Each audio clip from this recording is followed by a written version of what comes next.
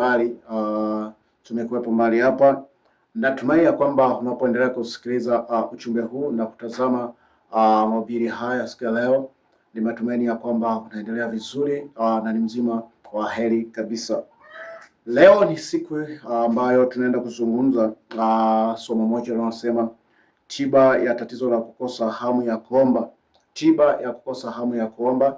Tiba ya kukosa hamu ya kuomba.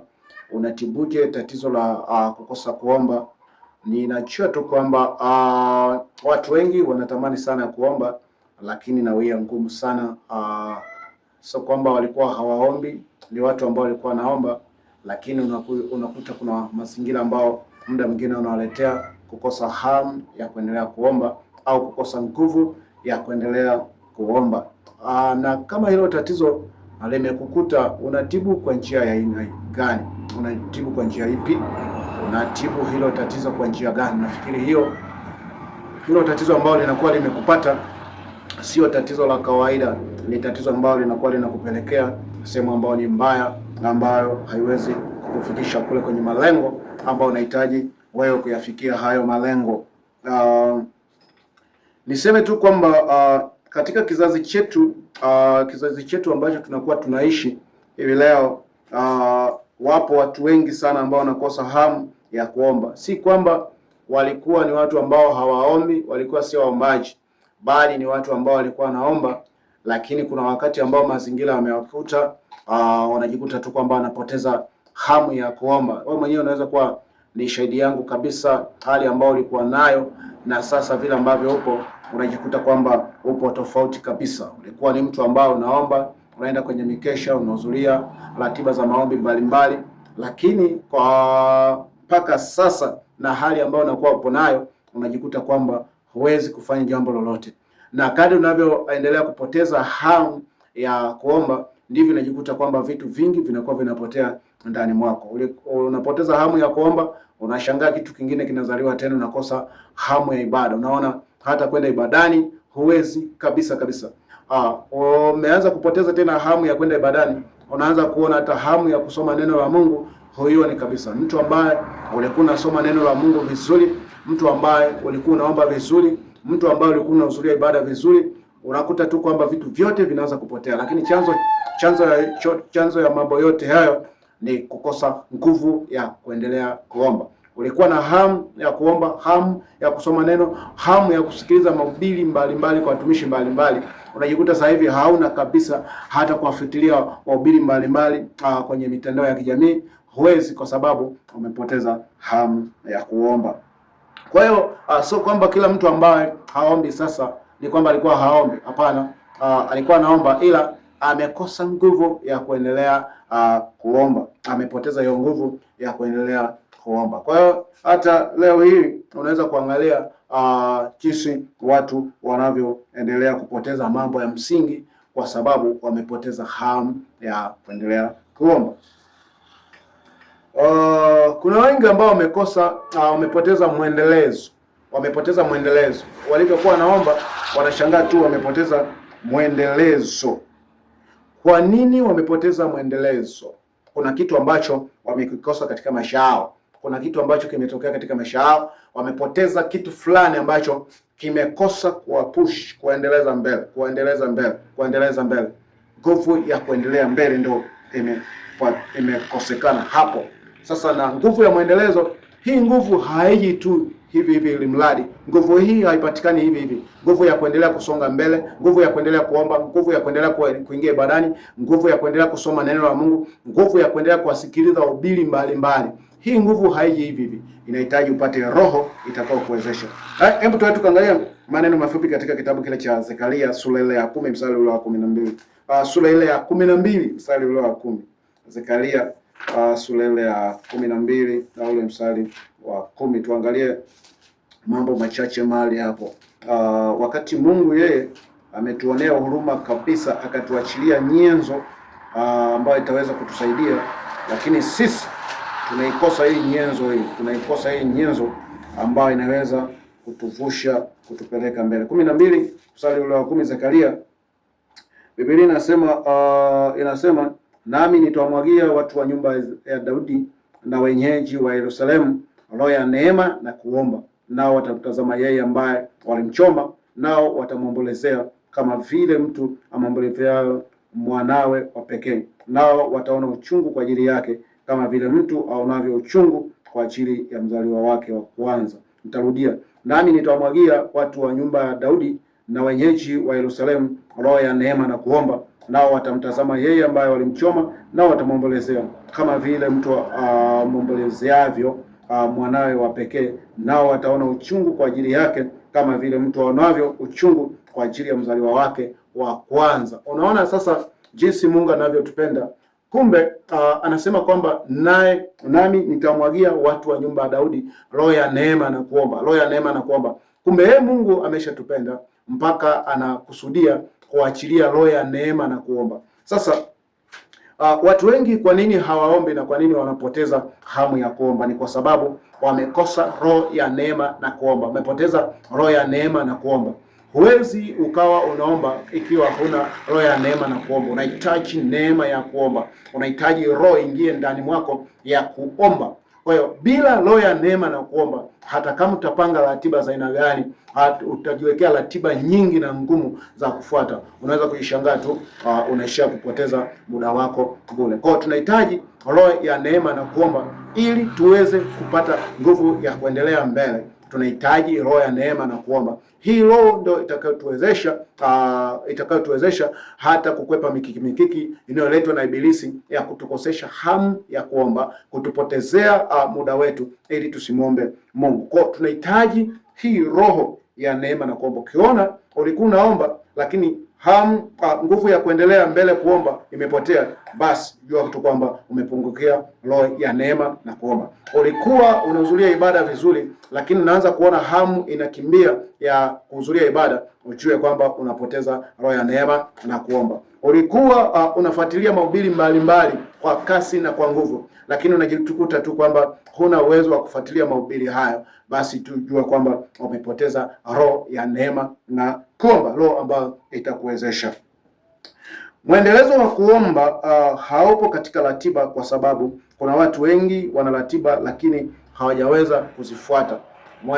Mwendelezo wa kuomba haupo katika ratiba, kwa sababu kuna watu wengi wamejaribu kuweka ratiba za kuomba, lakini wamejikuta tu wakianguka, wakifeli kufuata hizo ratiba ambazo wanakuwa nazo.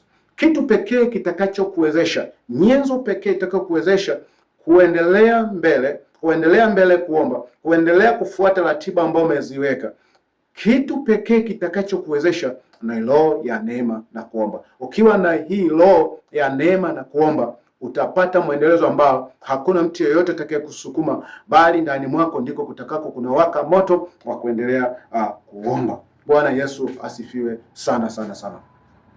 Sasa twende tukaangalie ni nini roho ya neema na kuomba. Ni nini roho ya neema na kuomba?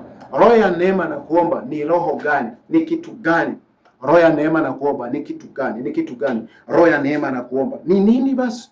Roho ya neema na kuomba ni nini? Roho ya neema na kuomba. Roho ya neema na kuomba ni nini hii ambayo anasema nami nitawamwagia watu wa nyumba ya Daudi na wenyeji wa Yerusalemu roho ya neema na kuomba. Hii roho ya neema na kuomba ni nini? Ni nini hiyo roho ya neema na kuomba?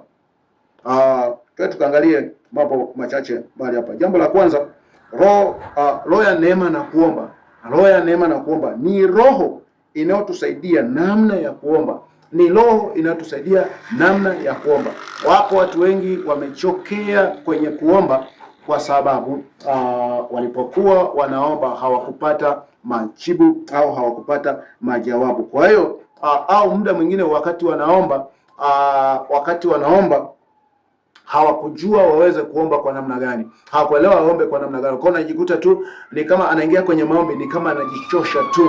Lakini ukiwa na roho ya neema na kuomba, ni roho ambayo hutusaidia namna ya kuomba. Uombe kwa namna gani, uweke ratiba zako kwa namna gani, uweke mfumo kwa namna gani wa kuomba. Kwa ni roho ambayo hutusaidia namna ya kuomba. Kwa ukikosa hii roho ya neema na kuomba, ni kwamba katika maombi yako unaweza kujikuta tu kwamba unachoka tu, unaishia tu, unachoka tu, au unaishia njiani, kwa sababu hauna roho inayokusaidia namna ya kuomba. Uombe kwa namna gani? Mahitaji yako ni nini? uombee nini. Watu wengine anachoka kwa sababu anaingia tu kwenye maombi, hana mpangilio, hajui ataenda kuomba nini, kuombaje, kuombea nini. Kwa anajikuta tu kwamba hana ratiba wala anaenda kuombea nini. Hata akiingia kuomba anajikuta tu kwamba anachoka. Lakini ukiwa na roho ya neema na kuomba, itakusaidia namna ya kuomba. Uombaje, uweke mahitaji vipi, uombee nini. Hiyo roho itakusaidia. Ni roho ambayo itakusaidia hata kutambua wakati wako ambao upo, ni wakati wa kufanya nini, ni wakati wa kuombea nini. Muda mwingine wewe upo lakini hujui wakati wako uombee nini, ufanye nini. Kwa ukiwa na roho ya neema na kuomba, itakusaidia na kukufundisha uombee nini na uombe kwa namna gani. Jambo la pili, hii roho ya neema na kuomba ni roho ambayo hutuongoza namna ya kuomba, hutuongoza kushinda vishawishi vinavyoletwa na shetani. Ni roho ya neema na kuomba ni roho inayotusaidia kuvishinda vishawishi vinavyoletwa na shetani ili kutuzuia tusiombe. Kuna vishawishi vingi ambao shetani huvileta katika maisha yetu ili tukwame tu kwenda kumwomba Mungu. Kwa ukiwa na roho ya neema na kuomba, hii roho itakusaidia kuvishinda vishawishi vyote vinavyoletwa na Ibilisi ili ukwame kuingia kwenye maombi. Unajua shetani anakuwa anajua tu kwamba wewe kwa wakati huu unahitaji nini. Kwa hiyo anakuletea vishawishi vya kila namna vya hapa na pale vitakavyo kukwamisha kuingia kwenye maombi. Kwa ukiwa na roho ya neema na kuomba, itakusaidia na kutambua tu kwamba huyu ambaye ameniletea kishawishi hiki ni Ibilisi, na lengo la Ibilisi ameniletea kishawishi hiki ili nishindwe kuomba. Na mkini pengine kuna target ambayo anakuwa anataka kukamate. Kwa ukiwa na roho ya neema na kuomba, utaweza kushinda hivyo vishawishi. Wapo watu wengi wamepoteza hamu ya kuomba kwa sababu shetani analetea vishawishi vya hapa na pale mpaka wakashindwa na wakakwama kuomba. Aliwaletea vishawishi aidha kwenye kazi, akajiona kwamba ana shughuli nyingi, akajiona kwamba ana kazi nyingi, akajiona kwamba hana muda. Na watu wengi siku za leo, hivyo ndio vishawishi vinavyowashawishi wanakwama kuingia kwenye maombi, kwa sababu wanafikiri kwamba wana muda mwingi, wana muda mchache, wana mambo mengi, kwa hawezi wakaomba. Hivyo vyote ni vishawishi ambavyo vinaletwa na Ibilisi mpaka mtu anakuwa anaona kwamba ana mambo mengi, kwa kama ana mambo mengi hawezi kuomba. Hivyo ni vishawishi, lakini ukiwa na roho ya neema na kuomba, itakusaidia wewe kuvishinda hivyo vishawishi vyote ambavyo vinakuwa vinaletwa na adui, kwamba ushindwe namna ya kuomba. Kwa hiyo ukisha kuwa na roho ya neema na kuomba, itakusaidia kukuondoa kwenye vishawishi hivyo. Jambo lingine, roho ya neema na kuomba ni roho inayoleta mzigo wa kuomba mpaka unapata jawabu, unapata jibu linapatikana kwa kile unachokiomba. Roho ya neema na kuomba ni roho inaoleta mzigo wa kuomba juu ya hitaji ulilonalo. Unajua muda mwingine unaweza kuwa na hitaji lakini usiwe na mzigo na hilo hitaji, lakini ukiwa na roho ya neema na kuomba, ni roho itakayokuletea mzigo wa kuomba mpaka jawabu linapatikana kwenye hilo hitaji. Tujifunze kwa Elia kidogo katika Wafalme wa kwanza sura ya 18 mstari wa 43 na 44. Wafalme wa kwanza sura ya 18 na ule mstari wa 43 mpaka ile 43 44. Tuangalie mambo machache hapo, tujifunze kwa Elia, kisha uone jinsi roho ya neema inavyofanya kazi. 43 Biblia inasema akamwambia mtumishi wake, kwea sasa utazame upande wa bahari. Akakwea akatazama na kusema, hakuna kitu. Naye akanena, enenda tena mara 7. Ikawa mara ya 7 akasema, tazama wingu linatoka katika bahari, nalo ni dogo kama mkono wa mtu. Akanena, enenda mwambie Ahabu, tandika ushuke, mvua isikuzuie. Bwana Yesu asifiwe. Kwa tunaangalia tunajifunza kwa Elia jinsi alivyokuwa na roho ya neema na kuomba. Hii roho ya neema na kuomba ilimsaidia kuendelea kuomba. Alivyoenda mara ya kwanza, huyu mtumishi akaleta jawabu ya kwamba hakuna chochote. Elia hakukata tamaa. Angalia jinsi watu wengi wanavyokata tamaa, wanavyopoteza matumaini na wanavyopoteza vitu vyao vya msingi kwa kukata tamaa. Lakini Elia hakukata tamaa. Hii yote ni kwa sababu alikuwa na roho ya neema na kuomba. Roho ya neema na kuomba ndio inayosaidia, itakusaidia kuendelea kuwa na mzigo wa kuombea jambo mpaka litokee katika maisha yako. Kwa ukikosa roho ya neema na kuomba, utashangaa unaishia njiani, unapoteza njiani, unakata tamaa, unafia jangwani, unafia kwenye tatizo. Lakini ukishakuwa na roho ya neema na kuomba, ni roho ambayo itakusaidia kuvuka, hata kuwa na nguvu ya kuendelea. Kwa roho ya neema itakusukuma kuendelea kuomba juu ya jambo ambalo upo nalo. Itakupa mzigo wa kuliombea hilo jambo, itasukuma kuendelea kuombea hilo jambo mpaka jawabu unalipata. Kwa roho ya neema na kuomba ni roho inayoleta mzigo ndani, inaleta mzigo ndani, mzigo wa kuomba, mzigo wa kuomba. Ni roho inayoleta mzigo wa kuomba, inakusukuma uendelee kuomba. Kwa ukiona unapoteza, unakata tamaa, kukata tamaa juu ya jambo ambalo unakuwa unaliombea, tambua tu kwamba roho ya neema ndio imepungua ndani mwako. Roho ya neema ndio imepungua ndani mwako. Lakini ukishakuwa na roho ya neema na kuomba, ni roho ambayo itaendelea kukusukuma juu na kukupa mzigo ndani mwako juu ya jambo ambalo unakuwa unakabiliana nao. Tunaangalia Elia asingekuwa na roho ya neema na kuomba, angeishia njiani kwa sababu roho ile inayosukuma na kumpa mzigo isingekuwa ndani mwake. Kama roho ya neema na kuomba ingepotea, isingekuwa ndani ya Elia, hata mvua isingenyesha, kwa sababu angekosa nguvu ya kuendelea kusonga mbele. Mtu anaenda kuangalia, alafu anamletea majibu ya kwamba Bwana, kwa kweli hakuna chochote. Si ndio? Hata hivyo watu wengi wanakosa hata hamu ya kuendelea kuomba, wanapoteza vitu vyao kwa sababu anaomba alafu haoni chochote kikitokea katika maisha yake, kwa anakata tamaa. Hiyo yote ni kupungukiwa na roho ya neema na kuomba. Kwa guys, tunahitaji roho ya neema na kuomba katika maisha yetu, katika utumishi wetu, katika shughuli zetu, katika kazi zetu. Ili tuweze kutoboa, tunahitaji roho ya neema na kuomba itakayotuwezesha kuvuka viunzi vya kila namna. Vishawishi ambavyo vinaletwa na Ibilisi utavishinda kwa sababu unao roho ya neema na kuomba. Lakini kama hutakuwa na roho ya neema na kuomba, hautavishinda hata hivyo vishawishi vinavyokuwa vinaletwa na Ibilisi. Kwa ili kuvishinda na kuvikatilia mbali, tunahitaji roho ya neema na kuomba. Nguvu ya kuendelea mbele, nguvu ya kuendelea kuomba Mungu itasukumwa na roho ya neema na kuomba. Hamu ya kwenda kumwomba Mungu, hamu ya kwenda kuomba Mungu italetwa na roho ya neema na kuomba. Kwa roho ya neema na kuomba inaleta hamu ya kuomba. Roho ya neema na kuomba inaleta hamu ya kuomba, hamu ya kuomba. Kwa ukiona hauna hamu ya kuomba, umepoteza roho ya neema na kuomba. Kwa roho ya neema na kuomba huchochea hamu ya kuomba. Mtu anaona kwa sasa nimekaukiwa, ninahitaji kuomba. Huyo ana roho ya neema na kuomba ndani mwake. Lakini mtu mwingine anakuwa anaishi tu, hata kama anaona hajaomba hata muda mrefu, hajaomba kwa muda mrefu, anaona ni sawa tu. Huyo anakuwa amepungukiwa roho ya neema na kuomba. Kwa ukiona unapoteza hamu ya kuomba, umepoteza roho ya neema na kuomba. Kwa unahitaji roho ya neema na kuomba ili upate hamu ya kuomba. Usipokuwa na roho ya neema na kuomba, hautakuwa na hamu ya kuomba. Kwa roho ya neema na kuomba, kitu kingine unachokifanya, husukuma kwenda kuomba, huleta hamu ya kwenda kuomba, Lakini